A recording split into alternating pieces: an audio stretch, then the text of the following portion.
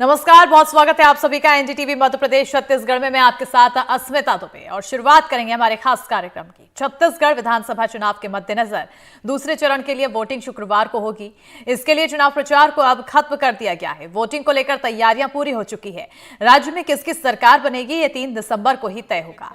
इस बीच छत्तीसगढ़ में डेरा डाले अलग अलग राजनेताओं द्वारा बीते दिनों खूब चुनाव प्रचार किया गया। बीजेपी हो या कांग्रेस, दोनों ही दलों के नेता छत्तीसगढ़ में चुनाव प्रचार करने पहुंचे और विरोधी पार्टियों पर जोरदार निशाना साधा। छत्तीसगढ़ में विधानसभा चुनाव के चलते अब तैयारियां प्रशासन द्वारा की जा रही है, क्योंकि प्रचार प्रसार का दौर अब खत्म हो चुका है और अब बारी जनता की कि आखिर वो किसके लिए अपना मन बनाती है। और इसी के तहत अब यहाँ पर प्रचार प्रसार जारी है। और देखिए, अगर हम बात करें इस छत्तीसगढ़ चुनाव में खास तत्वों की, तो देखिए वोट छत्तीसगढ़ करेगा। छत्तीसगढ़ में दूसरे चरण की वोटिंग कल होगी और सभी राजनीतिक पार्टियों ने इसके लिए ताकत झोंक दी है। चुनाव की तैयारियां पूरी हुई है। वोटिंग से पहले आयोग ने जायजा भी लिया और अब फोन के जरिए यहाँ पर प्रचार किया जा रहा है। जहां एक तरफ प्रधानमंत्री नरेंद्र मोदी कह रहे हैं, हेलो मैं पीएम मोदी बोल रहा हूं, ये मोदी की गारंटी है, तो वहीं भूपेश बघेल के भी फोन के जरिए प्रचार करते हुए नजर आ रहे हैं और उसमें बोला जा रहा है, हेलो मैं भूपेश बघेल बोल रहा हूं, भरोसा बरकरार है। अब देखने वाली बात यह है कि भरोसा बरकरार रहने वाला है या मोदी की गारंटी प्रदेश में चलने वाली है। खैर 3 दिसंबर तक के लिए इसका इंतजार करना होगा। कल चुनाव होगा, कल जनता का दिन है। जनता मन बनाएगी और जनता अपने मत का प्रयोग करेगी। किसको जिताएगी, किसके लिए अपने मन में पॉजिटिव रिस्पॉन्स ले रखा है जनता ने, प्रधानमंत्री की बातों से कहीं ना कहीं जनता का मन बदला है, ये देखने वाली बात होगी। चलिए अब बढ़ेंगे आगे, जहां छत्तीसगढ़ में दूसरे चरण के मतदान को लेकर प्रशासन ने अपनी कमर कस ली है और इसी सिलसिले में सूरजपुर जिले में विधानसभा में दूसरे चरण के मतदान के पहले 3000 से अधिक मतदाता कर्मी मतदान केंद्रों के लिए रवाना हो गए हैं। यहां पर आईटीआई भवन को बनाया गया है स्ट्रांग रूम। सूरजपुर जिले के 728 बूथ में आज सामग्री वितरण का कार्य चालू है और अभी 1 घंटे में हमारी टीम यहाँ से रवाना हो जाएगी। दूरस्थ जगह है वो, यहाँ से तकरीबन कितने दूर है? चांदनी, बिहारपुर ऐसे क्षेत्रों के लिए कुछ अलग से व्यवस्था की गई? जी, इस बार हम लोगों ने जो दूरस्थ एरिया है, जहाँ पे यहाँ से करीब 110-112 किलोमीटर दूर है, उनके लिए विशेष वाहन की व्यवस्था की है, ताकि ग्रुप में जाएंगे तो और लेट होंगे, तो इसलिए स्पेशल वाहन यहाँ से सीधे उस बूथ को जाएगी जहाँ पे दूर है। तैयारी पूरी हो गई है, आपने देखा भी होगा, है ना, सब लोग सामान लेके जाना चालू कर दिए हैं। इस बार संगवारी मतदान दल भी बनाया गया है, दिव्यांगों के लिए बनाया गया है। जी, है ना, 10-10 तीनों विधानसभा में संगवारी बूथ हैं। एक तीनों विधानसभा में दिव्यांग बंधु लोग हमारे मतदान करा के आएंगे और एक तीनों विधानसभा में युवा लोग जो है ना मतदान करा के आएंगे इस बार।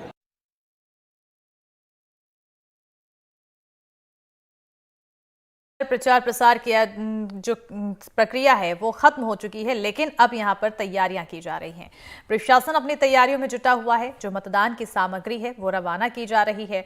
कल सुबह 8 बजे से मतदान की प्रक्रिया शुरू होगी, शाम 5 बजे तक मतदान की प्रक्रिया जारी रहेगी। और अब देखिए, ज्यादा जानकारी के साथ हमारे सहयोगी जुल्फिकार अली जुड़ चुके हैं, साथ ही साथ कोमेंद्र सोनकर दुर्ग सहयोगी जुड़ चुके हैं और तमाम हम अपने सहयोगियों को जोड़ते जाएंगे और तमाम जानकारियां बटोरने की कोशिश करेंगे। सबसे पहले जुल्फिकार आपकी ओर रुख करना चाहूंगी, क्योंकि काफी ज्यादा दिलचस्प हो चुका है इस बार का विधानसभा चुनाव। 2018 से अगर 2023 कंपेयर करें तो जहां से हम भूपेश बघेल अपनी पूरी ताकत झोंकते नजर आए और प्रदेश में क्योंकि सरकार है कांग्रेस की, तो उनकी एक अलग छाप है, लेकिन उनकी छाप को अलग और करने के लिए, अलग थलग करने के लिए प्रधानमंत्री नरेंद्र मोदी पहुंचे, जहां उनका भी वर्चस्व लोगों के बीच दिखाई दे रहा है।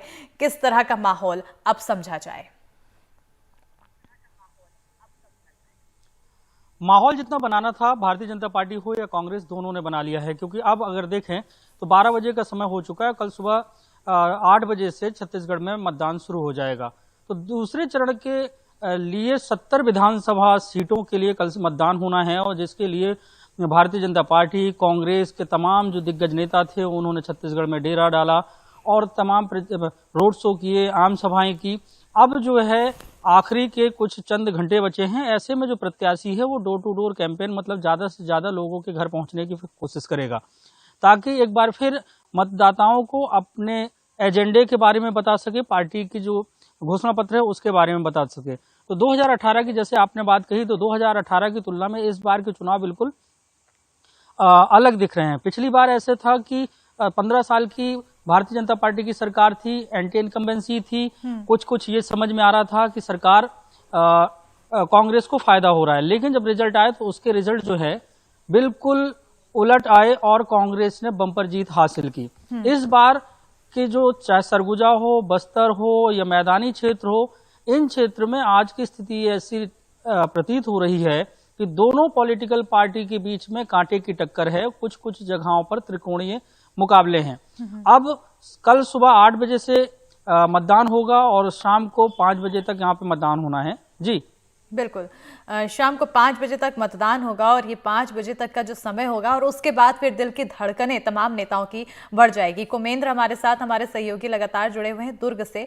कुमेंद्र, अगर दुर्ग की बात की जाए तो दुर्ग में 2 लाख से अधिक मतदाता हैं कुल, और सब दुर्ग क्योंकि खासतौर पर कांग्रेस का गढ़ माना जाता है, बीजेपी यहाँ पर ताकत झोंकती हुई नजर आई है। दुर्ग की जनता का आखिर कैसा मन?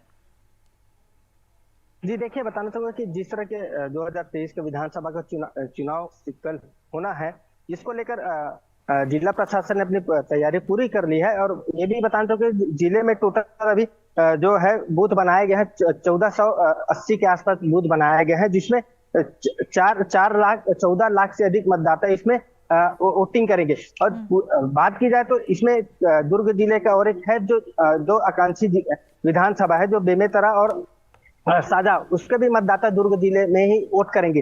तो बात की जाए तो विधानसभा चुनाव की तो 6 विधानसभा सीट दुर्ग जिले में है और यहाँ पर 93 प्रत्याशी और चुनावी मैदान पे है और ये इन सभी प्रत्याशियों को लेकर मतदान होना है। बात की जाए महत्वपूर्ण सीट जो है पाटन है, जहां पर स्वयं मुख्यमंत्री भूपेश बघेल कांग्रेस के प्रत्याशी है और बीजेपी से जो दुर्ग लोकसभा सांसद है विद्या बघेल, वो चुनावी मैदान पे है। और तीसरा जो है वो जोगी कांग्रेस के जो प्रमुख है, प्रदेश अध्यक्ष है अमित जोगी, खुद चुनावी मैदान पे है। तो कहीं ना कहीं ये पाटन जो सीट है एक रोमांचक सीट कहा जा सकता है। और दूसरी बात की जाए तो भिलाई नगर है, जहां पर पूर्व कैबिनेट मंत्री प्रेम प्रकाश पांडेय भाजपा से प्रत्याशी है और वही विधायक जो रहे, वर्तमान विधायक रहे देवेंद्र यादव, उनको प्रत्याशी बनाया गया है। जहां तक दुर्ग की शहर की बात की जाए तो वहाँ विधायक जो है अरुण वोरा, वो कांग्रेस के प्रत्याशी, और दुर्ग से जो है भाजपा के नए प्रत्याशी जो है गजेंद्र यादव, उनको चुनावी मैदान में उतारा गया है। वहीं दुर्ग ग्रामीण की बात की जाए तो गृह मंत्री जो है कांग्रेस के प्रत्याशी और ललित चंद्राकर जो है उनको नया प्रत्याशी बनाया गया है भाजपा ने। तो कहीं बिल्कुल, तो कहीं ना कहीं यहाँ पर कांटे की टक्कर देखने को मिल रही है और इसी के तहत अब इंतजार किया जा रहा है कल का। सलीम अंबिकापुर से हमारे सहयोगी बने हुए हैं। अंबिकापुर क्योंकि टीएस सिंहदेव का गढ़ माना जाता है और ऐसे में यहाँ पर भी कांग्रेस का ही पूरा दबदबा है। अब तैयारियां कैसी? मतदाता लगातार अपना मन बना चुके हैं, क्या कुछ सोचा है मतदाता ने? कहा स्मिता, क्योंकि अंबिकापुर सबसे हाई प्रोफाइल सीटों में एक है प्रदेश के। यहाँ पे डिप्टी सीएम टीएस सिंहदेव जो कि 15 वर्षों से लगातार यहाँ पे विधायक के रूप में अपना प्रतिनिधित्व कर रहे हैं। लेकिन मैं आपको बताना चाहूंगा कि सरगुजा जिले में 3 विधानसभा हैं जिसमें महत्वपूर्ण 2 सीटें हैं। पहला एक अंबिकापुर विधानसभा है जिसमें स्वयं टीएस सिंहदेव जो डिप्टी सीएम है, दूसरा कैबिनेट मंत्री अमरीश भगत जो सीतापुर विधानसभा से चुनाव लड़ रहे हैं, और तीसरा है प्रीतम राम जो कि लुड्रा विधानसभा चुनाव लड़ रहे हैं। आपको बताना चाहूंगा कि सरगुजा जिले के तीनों विधानसभा में लगभग 6.5 लाख मतदाता हैं, जिनमें महिला पुरुष लगभग बराबर हैं। लेकिन सबसे महत्वपूर्ण बात है कि ये ट्राइबल क्षेत्र है, लेकिन अंबिकापुर सामान्य वर्ग में आता है। और अंबिकापुर के मतदाता जिस प्रकार से टीएस सिंहदेव को पिछले 15 वर्षों से प्रतिनिधित्व करने का मौका दिए हैं, आगे भी जो इस प्रकार से रुझान सामने आ रहा है कांग्रेस के प्रति, खासतौर पर भाजपा के द्वारा एक बार अंबिकापुर और सीतापुर में प्रयोग किया गया है, क्योंकि इस बार दोनों प्रत्याशी चेंज कर दिए गए। अंबिकापुर से राजेश अग्रवाल और सीतापुर से राम कुमार टोप्पो जो कि सेना के जवान हैं। दोनों ही क्षेत्रों में अगर देखा जाए तो कहीं कहीं कांटे का टक्कर है, कहीं कहीं एक तरफा भी है। तो कुल मिला कहा जा सकता है कि अंबिकापुर हाई प्रोफाइल सीट में खासतौर पर पूरे प्रदेश की नजर है कि यहाँ पे होता क्या है। जी स्मिता। बिल्कुल जुल्फिकार, क्योंकि अगर देखा जाए हमने जब पहले चरण का चुनाव हुआ तो 10-20 सीटों के लिए चुनाव हुआ, 20 में से 10-10 सीटें बांट दी गई थी समय को लेकर और समय में बदलाव था। इस बार भी इस तरह से कोई बदलाव? इस बार समय को लेकर जो मतदान है उसमें एक ही विधानसभा सीट ऐसी है जहां पे एक पोलिंग स्टेशन में सुबह 7 मतदान होगा। बाकी छत्तीसगढ़ के जितनी भी 70 विधानसभा सीटें हैं, उन 70 विधानसभा सीटों में मतदान का जो समय है वो सुबह 8 बजे से लेकर शाम को 5 बजे तक है। तो तमाम तैयारियां चुनाव आयोग की तरफ से कर ली गई हैं। पोलिंग पार्टीज को भेजना का सिलसिला जो है वो भी शुरू हो चुका है। तो कल का जो संग्राम है वो देखने को मिलेगा। हालांकि कल किसी को पता नहीं चलेगा, लेकिन यह जरूर अनुमान लगाए जाएंगे, मतदाताओं से बातचीत होगी कि किसके फेवर में छत्तीसगढ़ के रुझान जा रहे हैं। लेकिन इसके लिए हमें 3 तारीख का इंतजार करना होगा। लेकिन तमाम मुद्दों की अगर बात करें हम, तो छत्तीसगढ़ में भारतीय जनता पार्टी हो, कांग्रेस हो, इन तमाम लोगों ने अपने घोषणा पत्र के माध्यम से मतदाताओं को रिझाने की और लुभाने की पूरी कोशिश की है और सीधे तौर से त्वरित फायदे देने की भी बातें जो घोषणा पत्र में शामिल हुई। महिलाओं को शामिल किया गया, आदिवासी हैं, किसान हैं, तो ये तमाम वर्ग जो छत्तीसगढ़ का सबसे बड़ा वोटर है उसे साधने की कोशिश की गई है। एक सबसे बड़ा है कि कर्मचारी जो है, कर्मचारियों को लेकर बहुत ज्यादा दोनों पॉलिटिकल पार्टियों ने बातें नहीं कही हैं। तो कर्मचारी भी चुनाव के रुझान को प्रभावित करने में अपनी भूमिका रखता है, क्योंकि सबसे पढ़ा लिखा वर्ग वही होता है। तो उसको लेकर बहुत ज्यादा घोषणाएं नहीं है। तो अब लेकिन जितना भी है, किसान हो, महिलाएं हो, इन तमाम वर्ग के लिए जो वादे किए गए हैं उसके आधार पे मतदाता कितना प्रलोभित होता है, ये आने वाले वक्त में देखने को मिलेगा और 3 तारीख को जब रिजल्ट आएंगे तब समझ में आएगा। जी बिल्कुल। दुर्गा प्रसाद हमारे बिलासपुर सहयोगी भी जुड़ चुके हैं। दुर्गा प्रसाद, क्योंकि बिलासपुर को कहीं ना कहीं बीजेपी का गढ़ माना जाता है और ऐसे में ये खास इसलिए और ज्यादा हो जाती है कांग्रेस के लिए, क्योंकि बिलासपुर में पकड़ कम मानी जा रही है। ऐसे में कितना ज्यादा यहाँ पर कांग्रेस के लिए चुनौती? जी बिल्कुल, बताना चाहूंगा कि ये अभी तक के इतिहास में बिलासपुर जिले के 9 बारों में जो है वो 6 बार कांग्रेस पर, 3 बार लगातार बीजेपी की जीत हुई है और ये धीरे धीरे बीजेपी का गढ़ बनते जा रहा है। लेकिन पिछले विधानसभा के चुनाव की अगर बात करें तो शैलेश पांडे जी ने बीजेपी के 4 बार के विधायक रहे वो अमर अग्रवाल जी को चुनौती का वो देते हुए भारी मतों से जीत दर्ज किया था। इस बार यहाँ बिलासपुर में जो समीकरण दिखाई दे रहा है वो त्रिपक्षीय दिखाई दे रहा है, जहाँ समाजवादी पार्टी और भारतीय जनता पार्टी के साथ कांग्रेस, ये तीनों की त्रिकोणीय श्रृंखला दिखाई दे रही है, जिसमें ज्यादा टक्कर अगर कहा जाए तो जो है वो कांग्रेस की बढ़त कहीं नजर लग रही है और काफी टक्कर दिखाई देगा इस बार। बिल्कुल जुल्फिकार, क्योंकि इस बार जैसा कि देखा जाए जो तमाम राजनीतिक पार्टियां हैं, तमाम दल के नेता हैं, वो तो अपनी अपनी तैयारियों में जुटे हुए हैं और उनकी चिंता भी अब बढ़ी हुई है। जब तक रिजल्ट नहीं आ जाएगा चिंता दिखाई देगी, लेकिन चिंता इस बार वोटर्स को भी देखने को मिल रही है, क्योंकि हम नाम प्रत्याशी जो हैं वो कहीं ना कहीं वोटर्स की चिंता बढ़ा रहे हैं। हाँ बिल्कुल, कुछ विधानसभा सीटों में ऐसा होता है कि जहां पे हम नाम प्रत्याशी होते हैं, जिससे मतदाताओं को दिक्कत होती है कि वो किस प्रत्याशी को, लेकिन उनको जिस तरीके से बताया जाता है और जो उनके प्रत्याशी होते हैं तो उनकी नंबरिंग बता देते हैं कि ऊपर से पहला नंबर है, दूसरा नंबर है, तीसरा नंबर है, तो इस तरीके से बहुत बड़ी ज़्यादा परेशानी नहीं होती। लेकिन ऐसी संख्या बहुत कम है जो हम नाम प्रत्याशियों की बात आपने कही। लेकिन हाँ, ये जरूर है कि प्रत्याशियों की चिंता जरूर बढ़ती है। जो जीतने वाला प्रत्याशी होता है, जो ज्यादा मेहनत कर रहा होता, उसको ये लग रहा होता है कि हम नाम प्रत्याशी होने की वजह से अगर उसके वोट 1 वोट 2 वोट 4 वोट भी कटते हैं तो उससे कहीं ना कहीं उसको नुकसान हो सकता है, क्योंकि हम नाम प्रत्याशी खड़े करने की एक स्ट्रेटेजी भी होती है। जो विरोधी होते हैं वो हम नाम प्रत्याशियों को इसलिए डमी कैंडिडेट के तौर पे खड़े कर लेते हैं कि अगर 150-200 वोट भी अगर गलती से किसी ने डाल दिए तो उससे उनके विरोधियों को नुकसान होगा। तो ऐसी स्थितियां लगभग हर चुनाव में देखने को मिलती हैं।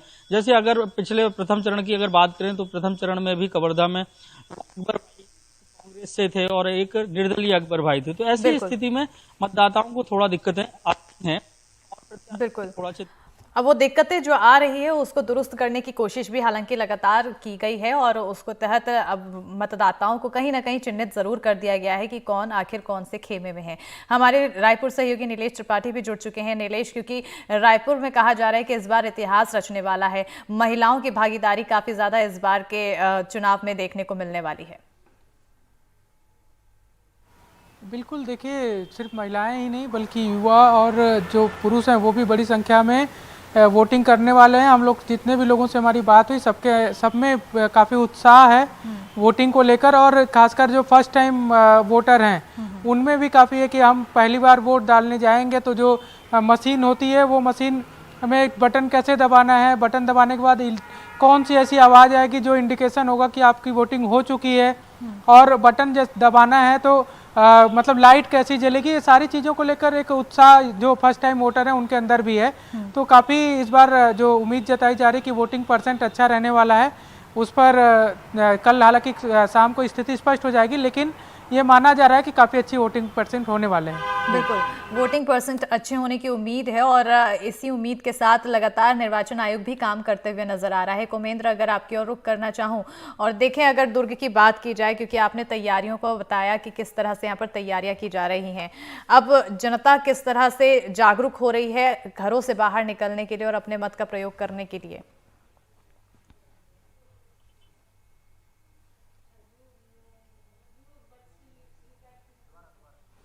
कोमेंद्र, आपको आवाज मिल पा रही है?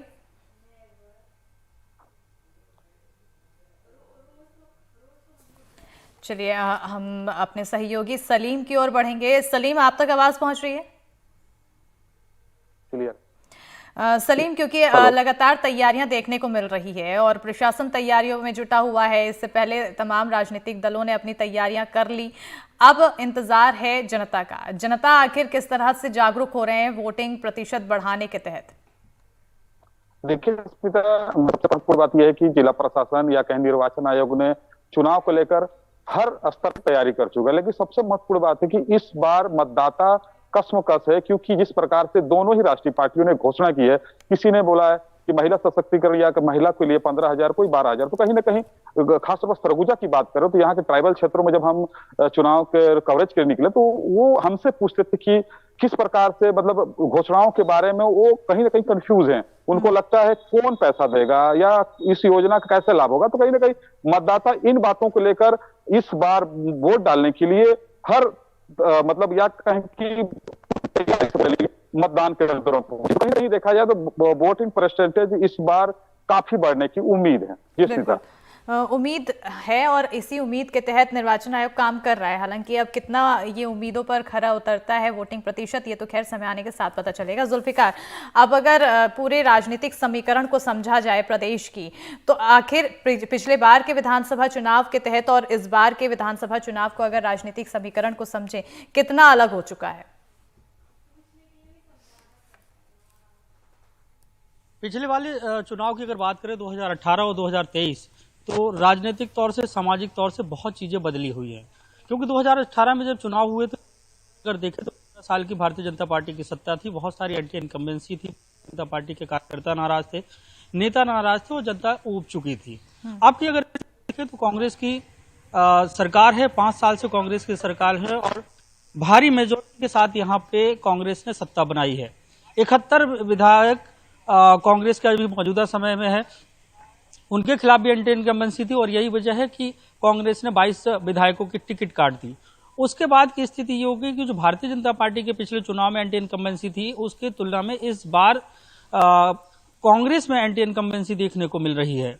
सामाजिक समीकरण बदल गया है। पिछले चुनाव में अगर बात करें तो पिछले चुनाव में आदिवासियों का बहुत बड़ा जो मत था वो कांग्रेस के साथ था और इस बार जो समीकरण बदलते नजर आ रहे हैं उसके कई सारे कारण हैं। उनमें से एक कारण ये है कि आदिवासियों के बीच में जो कन्वर्जन हुआ है, जो ईसाई आदिवासी बन गए हैं और नॉन ईसाई आदिवासी, इनके बीच में जो लड़ाइयां हुई, झगड़े हुई, उसको लेकर राजनीतिक हवा दी गई और उससे कई नाराजगी है, जिसको लेकर ये परसेप्शन बनाया जा रहा है कि कुछ आदिवासी भारतीय जनता पार्टी के साथ हो सकते हैं, कुछ कांग्रेस के साथ हो सकते हैं, कुछ हमारा राज पार्टी के साथ हो सकते हैं। तो इस तरीके से ये समीकरण बदलता नजर आ रहा है। पहले समीकरण ये था 2018 में कि सरगुजा ने पूरा मैंडेट कांग्रेस के साथ दिया, एक सीट को अगर उस समय पे छोड़ दिया जाए, सरगुजा माफ करिएगा, सरगुजा की पूरे 14 में 14 सीटें कांग्रेस के पास थी और बस्तर की उस समय पे कांग्रेस ने 11 सीटें जीती थी। तो इस लिहाज से उस समय की परिस्थितियां अलग थी और ये चुनाव भी क्योंकि अब देखें तो दोनों जगहों पे भारतीय जनता पार्टी और कांग्रेस के प्रत्याशियों के बीच में टक्कर देखने को मिल रही है। जी बिल्कुल। नीलेश, क्योंकि देखा जाए वोट प्रतिशत हम बढ़ाने की बात कर रहे हैं, लेकिन वोट प्रतिशत बढ़ती है पार्टियों की भी। अगर हम 2003, 2018 की बात करते जाएं, 2008 की बात करते जाएं, तो हर 5 सालों में जो वोट प्रतिशत है वो कांग्रेस के लिए कहीं ना कहीं नया मुनाफा लेकर आया है। जब 2003 की बात थी तो कांग्रेस के पास गया था 36.7% वोट, और वहीं बीजेपी के पास गया था 39.3% वोट। लेकिन इस बार अगर 2018 की बात की जाए तो कांग्रेस के पास 43% वोट चले गए, जबकि बीजेपी के पास 33% हैं। अब ये दायरा फिर से बदलेगा क्या? बीजेपी के खाते में वोट प्रतिशत ज्यादा जा सकते हैं या कांग्रेस के? जी बिल्कुल, अब ये बदलेगा और किसके फायदे में किस जाएगा ये तो खैर 3 दिसंबर को जब परिणाम आएंगे तो ही समझ आएगा। लेकिन ये तय है कि जो पिछले बार, जैसा कि जुल्फी अभी थोड़ी देर पहले ही बता रहे थे कि पिछली बार राजनीतिक समीकरण कुछ अलग थे। 15 साल सरकार में रहने के बाद बीजेपी का एक एंटी इनकम्बेंसी थी, उनके मंत्रियों को लेकर, उनके विधायकों को लेकर, सरकार को भी लेकर। लेकिन इस बार परिस्थितियां उल्टी कांग्रेस के साथ हैं। कांग्रेस के 5 साल के बाद जो सरकार को लेकर जो सर्वेस आए उसमें तो बहुत ज़्यादा कुछ नहीं था, लेकिन जो विधायक है उनको लेकर काफ़ी एंटी इनकम्बेंसी भी देखने को मिल रही थी। तो ऐसे में ये तो तय है कि जो पिछली बार का अंतर है वो इस तरह का अंतर इस बार नज़र नहीं आने वाला। लेकिन इस बार भी क्या जनता जो है वो कांग्रेस को पिछली बार की तरह भरोसा जताती है या फिर 5 साल पहले जिस तरह से बीजेपी पर भरोसा जताती रही है वैसा जाती है, ये 3 दिसंबर को स्पष्ट होगा। लेकिन ये स्पष्ट है कि इतना अंतर इस बार नहीं रहने वाला है, जो अभी तक बातचीत और जो सर्वे आ रहे हैं उनके मुताबिक। जी बिल्कुल। सलीम, आपकी ओर रुख करना चाहूंगी। अगर अंबिकापुर की बात की जाए तो अंबिकापुर के मूल मुद्दे क्या कुछ हैं जिनके आधार पर जनता फैसला करेगी मतदाताओं, माफ कीजिएगा, प्रत्याशियों का? देखिए स्मिता, बताना चाहूंगा कि चूंकि कैबिनेट मंत्री या कहें डिप्टी मिनिस्टर टी.एस. सिंहदेव का विधानसभा अंबिकापुर क्षेत्र रहा है, और पिछले 5 वर्षों में जिस प्रकार से स्वास्थ्य सुविधाओं का विस्तार हुआ है, हर वार्ड में मोहल्ला क्लिनिक और 270 प्रकार की जांच को फ्री कर दिया गया है। मेडिकल कॉलेज अस्तित्व में आ चुका है और फुल फ्लैश आ चुका है। तमाम अत्याधुनिक उपकरण अंबिकापुर के मेडिकल कॉलेज अस्पताल में और मेडिकल कॉलेज में लग चुके हैं। तो कहीं ना कहीं देखिए स्वास्थ्य सुविधाओं को विस्तार तो हुआ है। वहीं अगर सड़कों का जाल बोला जाए तो सड़कों की भी जाल अंबिकापुर सहित पूरे सरगुजा जिले में बिछा गया है। तो कुल मिला के देखा जाए तो शिक्षा के क्षेत्र में भी यहाँ पे काफी काम हुआ है, लेकिन अभी भी यूनिवर्सिटी की बात करें तो यूनिवर्सिटी आधा अधूरा पड़ा हुआ है। तो कुल मिला के देखा जाए तो आम आदमी के लिए हर तरह की सुविधा कांग्रेस ने अपने कार्यकाल में अंबिकापुर विधानसभा में दी है। लेकिन खासतौर पर देखा जाए तो शिक्षा को लेकर, खासतौर पर युवा वर्ग में और रोजगार को लेकर ये खास मुद्दा है अंबिकापुर के युवाओं में, खासतौर हर घर को लेकर। सुष्मिता। बिल्कुल। दुर्गा प्रसाद, आपकी ओर रुख करना चाहूंगी। बिलासपुर में आखिर यहाँ की स्थिति देखा जाए तो क्या कुछ खास मुद्दे?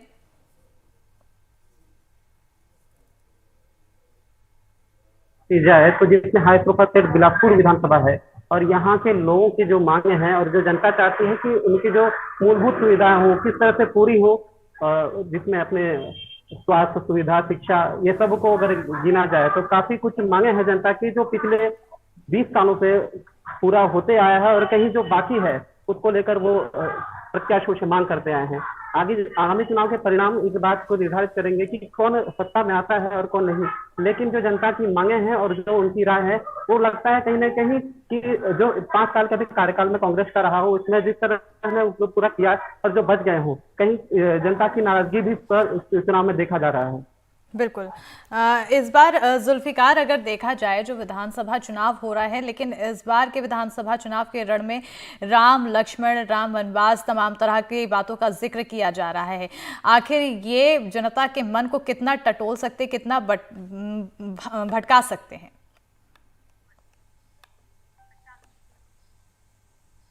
बिल्कुल, जब भी चुनाव आते हैं तब धार्मिक बातें भी होती हैं, जैसा कि आपने कहा कि राम लक्ष्मण, ये तमाम बातें होती हैं, और जो पॉलिटिकल पार्टी के लीडर हैं वो आते हैं जनता को अपने तरफ उनको प्रलोभित करने के लिए कि किसी भी तरीके से वो उनके समर्थन में खड़े हों और जब मतदान हो तो उनकी पार्टी को जिताएं। लेकिन छत्तीसगढ़ की अगर परिस्थितियों की अगर बात करें तो जैसे कि छत्तीसगढ़ में चुनाव होते रहे हैं तो सबसे केंद्र बिंदु होता रहा है आदिवासी, किसान और धान।